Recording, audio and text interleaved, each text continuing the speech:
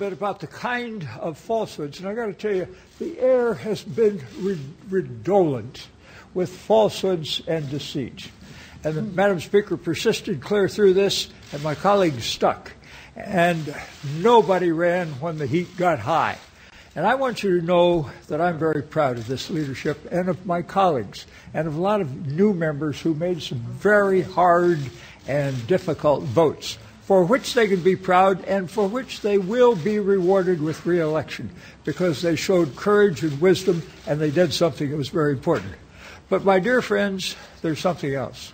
Now when Americans lose their jobs, now when Americans go to bed, they won't have to worry when they get up the next morning, are they going to have health insurance? We have established the basic principle now, finally, in a bill that's going to the President to be signed, that says health and good health and health insurance and health care are not a matter of privilege for the privileged few, but rather they should be for everyone. And that the government has finally decided that we're going to take care of that. So when it's seeing what we have done for the people, they're going to understand and they're going to rejoice. But they're going to finally recognize that those who were out to tell falsehoods and to make untrue statements about this matter deserve to be rejected at the polls. And they're going to understand finally that this nation is moving forward in a fiscally responsible way, saving not billions, not hundreds of billions, but trillions of dollars. So, when you're looking for good people to solve difficult problems, look at my colleagues out there on the floor who did it, and look around me because they're the best. Thank you. I'm just going to introduce the other people who are here.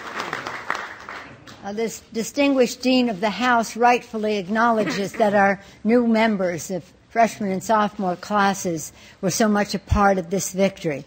They were also very much a part of shaping the legislation in many ways, making it more fiscally sound, more innovative, more responsive to the needs of working families. And they, again, are largely responsible for this success. And we'll be bringing them before you earlier and another day. But I do want to acknowledge the members who are here, other members of the leadership who are here, the chair of the steering committee, Rosa DeLauro. Thank you. The subcommittee chairs who are here are Frank Pallone of Energy and Commerce. Pete Starr of the Ways and Means Committee, Health Subcommittee. Rob Andrews, the subcommittee chair on Education and Labor. Member of the leadership, Dennis Cardoza. Thank you, Dennis, for being here. We're also pleased that Rush Holt has joined us. Rush Holt of New Jersey. Dennis Moore of Kansas. Thank you. And I saw Elliot Engel back there. Elliot Engel. Thank you, Elliot, for your leadership. Anyone else? Any of the members here? There's Paul Pelosi. All right. Point of personal privilege. Yeah, right. Please acknowledge my dear husband who has made a lot of sacrifices.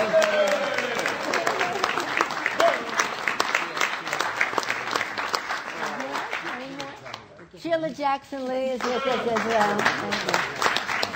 Unless there are any other members here to acknowledge, we bid you farewell this evening. A great evening, I believe, for the American people, and I know for our country. We'll see you tomorrow. Thank you all very much. Great. Madam Speaker. Madam Speaker. Madam Speaker.